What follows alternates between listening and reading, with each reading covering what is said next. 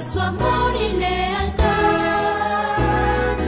En el diario estudio de nuestra lección y la palabra viva de Jesús. Sí, diariamente estudiaré mi lección. El Señor dé mucha bendición a todo aquel televidente, radioyente e internauta que está en esta hora con nosotros, listo para estudiar las Escrituras. En este día, lunes 14 de enero, saludamos a toda la audiencia, tanto de la radio como de la televisión y por supuesto la del internet. Bienvenidos y bienvenidas al estudio de la lección de la Escuela Sabática para este día. Voy a desarrollar el estudio de hoy y el de mañana también con el pastor Ramiro Gutiérrez, a quien le doy la bienvenida. Buenos días. Pastor, muy buenos días. Gracias por el privilegio que me da de compartir este espacio con usted. Siempre nosotros oramos antes de empezar, así que voy a pedir al pastor que tenga la oración. Vamos a rodearnos nosotros acá y ustedes háganlo como puedan.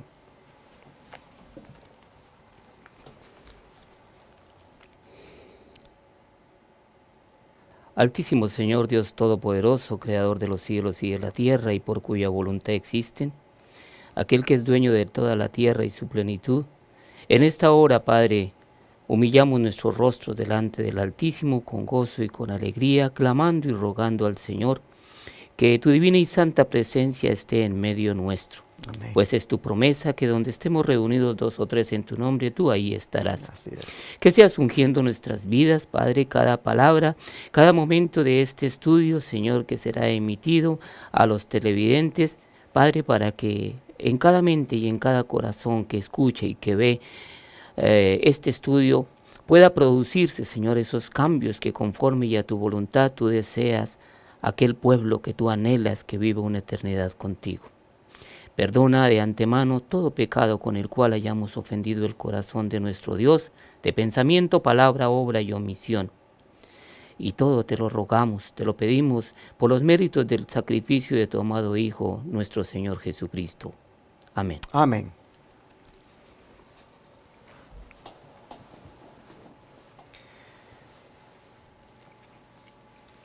Antes que los israelitas pudieran experimentar la presencia de Dios de una manera milagrosa, fue necesario que ellos se prepararan. Y bajo el título, preparándose para ver cosas increíbles, nosotros vamos a ver qué tipo de preparación hicieron. ¿Qué les dijo Josué? ¿O de qué manera les dijo que se prepararan? Bueno, pastor, aquí este tema, como todos los temas de los estudios de la Escuela Sabática, son estudios verdaderamente sobrenaturales. Y vamos a mirar para este caso qué es lo que Josué nos dice. Miremos que sea la Escritura la que hable por sí sola acerca de lo que Josué le dice al pueblo en la preparación. Aquí en Josué, en el capítulo 3 y en el versículo 5, podemos encontrar lo que se les dijo. Y Josué le dijo al pueblo: santificaos, porque Jehová hará mañana maravillas entre vosotros. Pues aquí podemos ver, pastor, que es estas palabras viniendo de un hombre ungido por el Espíritu Santo de Dios, instrucciones que el mismo Señor Jehová le había dado a este siervo, son realmente sobrenaturales. Decirle a un pueblo: prepárense porque mañana el Señor hará maravillas. No es el presidente de la nación, no es el hombre más rico de la tierra, es el Dios de los cielos y de la tierra, el Todopoderoso, va a hacer mañana maravillas en medio de vosotros. Y hermanos, esas maravillas se harían porque la presencia de Dios es quien le guiaría, es la que iría adelante. Pero interesante que ellos, para disfrutar de esa presencia, noten, debían santificarse. Esto me hace recordar cuando también al otro líder que ya había fallecido, a Moisés, cuando el Señor lo llamó allá en el monte para darle las tablas de la ley de Dios, también le dijo que al pueblo le dijera que se prepararan santificándose. Inclusive tomando un baño de purificación, porque el Señor iba a manifestar su nombre dando aquellos mandamientos. Hoy nosotros miramos que el nuevo líder, Josué, le es requerido que al pueblo le demande lo mismo, que se santifique para que disfrute de esa presencia que va a ir delante de ellos, manifestada otra vez en los 10 mandamientos de la ley de Dios que van en esa arca. Hermanos, santificación demanda el Señor, y esto es preparación. Nosotros decíamos ayer que los ojos de nosotros tienen que estar puestos también en esa arca, donde están los mandamientos de Dios, donde Dios manifiesta su nombre, el nombre del Padre y del Hijo están allí. ¿Por qué? Porque el nombre de ellos tiene que ver con el carácter, y esos mandamientos son, hermanos, el trasunto del carácter, la copia del carácter de ellos. Pero como, hermanos, también se demanda de nosotros ahora que igual nos santifiquemos si queremos disfrutar de la presencia. ¿Cómo nos santifica o purifica Dios hoy y qué implica la santificación de nuestra parte? Sí, pastor, para agregar un poquito a lo que usted estaba comentando, es que esta preparación es para ver al Dios de los cielos, al Todopoderoso, así como sucedió en el Sinaí, que se debían haber lavado sus ropas, debían haber estado limpios por dentro y por fuera para poder estar delante de la presencia de Dios. El pueblo que se prepara ahora para entrar a la Canaán celestial tiene que prepararse, tiene que permanecer limpio, tiene que estar, me encanta un estudio que el pastor predicó hace unas semanas acerca de nuestras vestiduras, de tener, como el libro de Apocalipsis nos dice, vestiduras limpias, de lino limpio, blanco y resplandeciente, que son las acciones de los santos. Pero miremos nosotros aquí lo que nos dice la Escritura. Yo quisiera mirar ahí Juan 17:17, si me permite, pastor. Claro. Ahí en Juan 17:17, que miráramos qué nos dice la palabra. Aquí en Juan 17:17 nos dice, estas son palabras del Señor Jesucristo, y dice, leamos el 16, ¿por qué dice el Señor? Dice, no son del mundo. ¿Quiénes no son del mundo? Los que son del Señor Jesucristo no son del mundo, como tampoco yo soy del mundo. Acuérdese que el Señor habla que su iglesia es un cuerpo unido entre sí, cuya cabeza es el Señor Jesucristo. Dice en el 17, santifícalos en tu verdad, tu palabra es verdad. Entonces, la manera con la cual nosotros preparamos nuestras vestiduras, la manera con la cual nosotros limpiamos nuestras vestiduras es a través de la bendita y santa palabra de Dios que se nos ha dejado escritas. Aquí en el 18 dice, como tú me enviaste al mundo, así yo los he enviado al mundo. Entonces, la separación del mundo, la santificación a través de la verdad, implica nosotros ir al mundo, a un mundo oscuro, pero ya resplandeciendo la luz que Cristo ha puesto en nosotros. Y esto Pablo lo respalda porque Tito 2:14 dice, hablando de Jesús, el apóstol dice, quien se dio a sí mismo por nosotros, para redimirnos de toda iniquidad y purificar para sí un pueblo propio, celoso de buenas obras. Amén. Nosotros miramos entonces que el Señor, en esta santificación que Él demanda, está, hermanos, el hecho de mantenernos puros, de mantenernos limpios, porque para eso el Señor Jesús vino a redimirnos y a colocarnos su manto de justicia, ese manto blanco del carácter que debemos, hermanos, mantener siempre. Y creo que en Mateo también tenemos, ¿verdad?, otro texto que aquí tenemos otro texto, pastor, que podemos leerlo, que es en Mateo 16:24.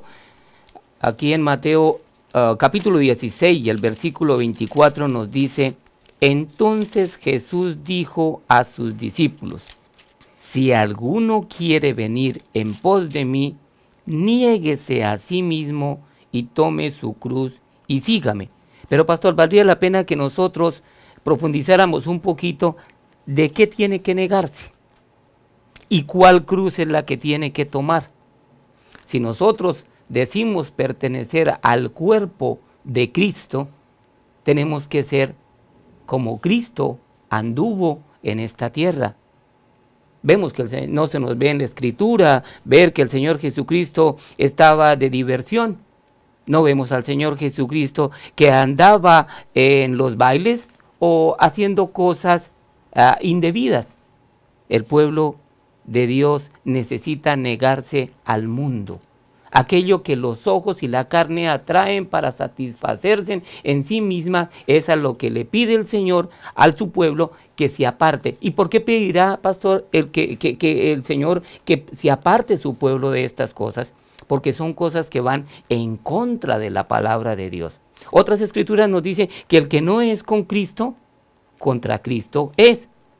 Y la cruz que hay que tomar es realmente el evangelio que el Señor ha dejado, la obediencia a todos sus mandamientos, como lo ha dejado escrito desde Éxodo capítulo 20, pasando por toda la escritura a una perfecta y obediencia de las leyes de Dios.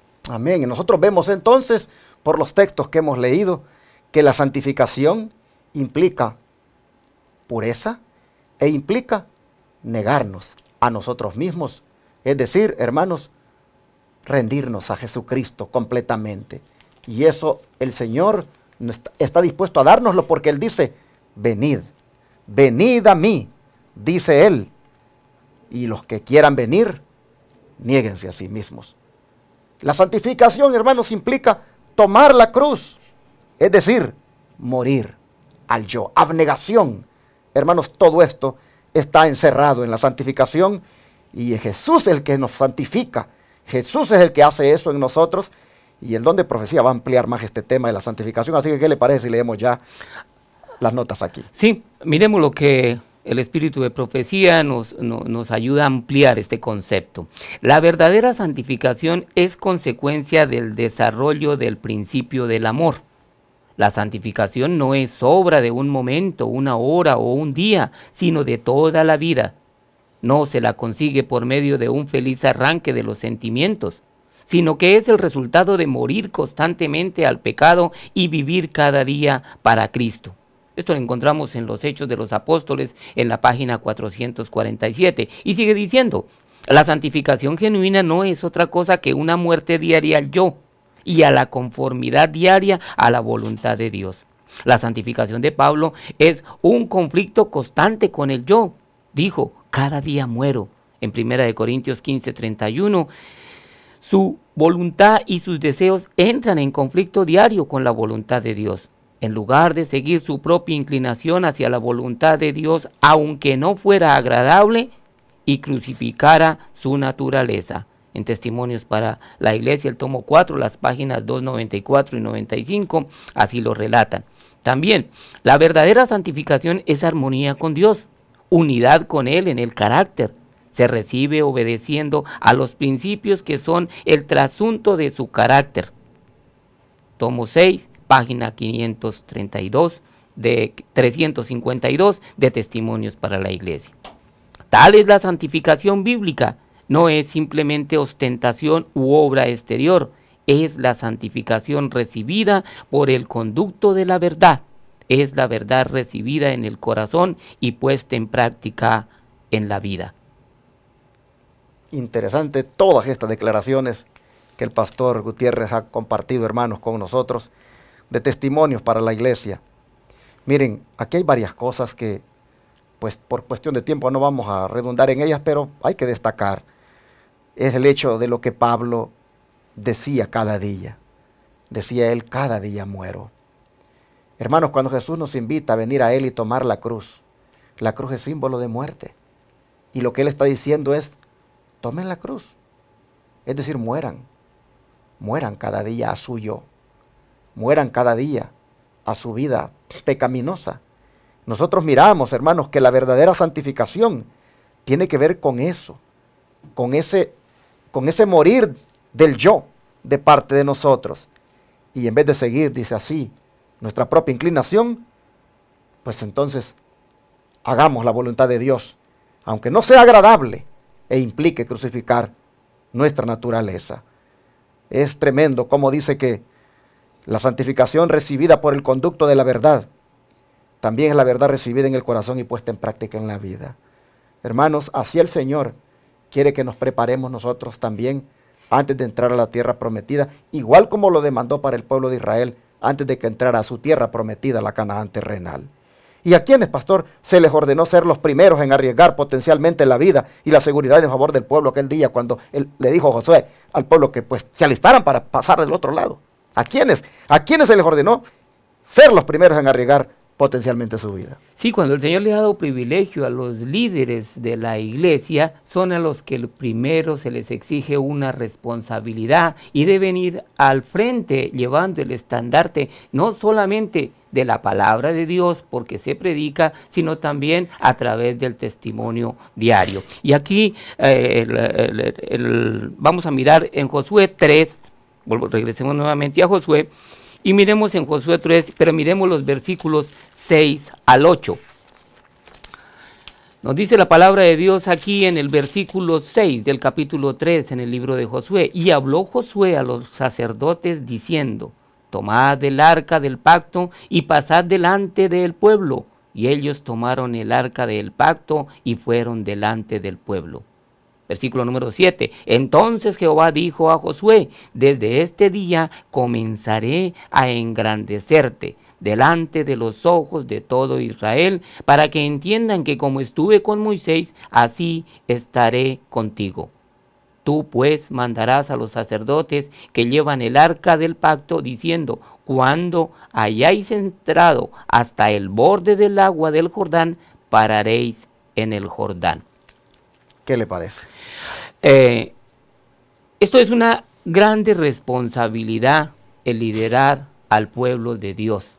Pastor que nos escucha, líder de iglesia que nos escucha, somos los indicados a escuchar la voz de Dios y a transmitirla al pueblo. Vemos cómo en la obediencia, aquí en el versículo 7 me llama profundamente la atención, pastor, donde dice: entonces Jehová dijo a Josué: desde este día comenzaré a engrandecerte. Querido hermano, querida hermana que nos escucha, querido amigo, querida televidente que está en esta hora participando de este estudio, desde el momento en que el corazón del hombre decida obedecer las leyes, los mandamientos de Dios en obediencia, Dios va a hacer algo importante en su vida, y es engrandecerte delante de todo ojo que le ve. Quisiera también, hermanos, ampliar un poco más este punto por lo que el pastor acaba de mencionar aquí de la responsabilidad de los líderes. Nosotros miramos que la orden es a los sacerdotes que tomen el arca del pacto y que pasen delante del pueblo. O sea, en otras palabras, aquí los que tienen que ser ejemplo en santidad, los que tienen que ser pues los primeros en avanzar a poseer la tierra, pues son los líderes. Y estos, hermanos, aunque implique riesgos, deben hacerlo. Sabemos que por ser los que iban a ir adelante, si hubiera habido un ataque, en este caso, iban a ser los primeros en recibirlo. Pero, hermanos, lo que nosotros miramos aquí es el hecho de que el liderazgo debe estar dispuesto a avanzar y que el pueblo vaya tras él. Pero un liderazgo que avance con Dios. Porque aquí nosotros vemos a los sacerdotes que lo que llevan es el arca, símbolo de la presencia divina. La presencia divina se manifiesta en esa arca, allí, en los 10 mandamientos. Por un lado. Por otro lado, hermanos, aquí hay algo también bien simbólico. Recuerden ustedes que estos sacerdotes eran símbolos de nuestro sumo sacerdote divino, Cristo Jesús. Y así como los sacerdotes, símbolos de Cristo, iban adelante del pueblo para introducirlo allá a la Canaán terrenal, de la misma manera, el pueblo de Dios ahora va siendo, hermanos, guiado por nuestro divino y sumo sacerdote, Jesucristo, va guiando a este pueblo, al pueblo remanente, hasta que lo introduzca en la Canaán celestial. Hay una tipología aquí. Hermanos, vamos a ver qué dice el don profético acerca de cómo estos sacerdotes también estuvieron prestos para cooperar, como decíamos la semana pasada, con Dios y con Josué, al tomar la responsabilidad y llevar el arca. ¿Qué dice el don de profecía? El don de profecía nos dice: los sacerdotes obedecieron las órdenes de su jefe y fueron delante del pueblo llevando el arca del pacto. Se había dado órdenes para que la multitud retrocediera, de modo que hubiera un espacio vacío de 3/4 de milla, aproximadamente unos 1200 metros, alrededor del arca. Las inmensas huestes observaron con gran interés el avance de los sacerdotes por la orilla del Jordán. Los vieron moverse constantemente hacia adelante con el arca sagrada, hacia la agitada y caudalosa corriente, hasta que los pies de los portadores parecían estar sumergiéndose en las aguas.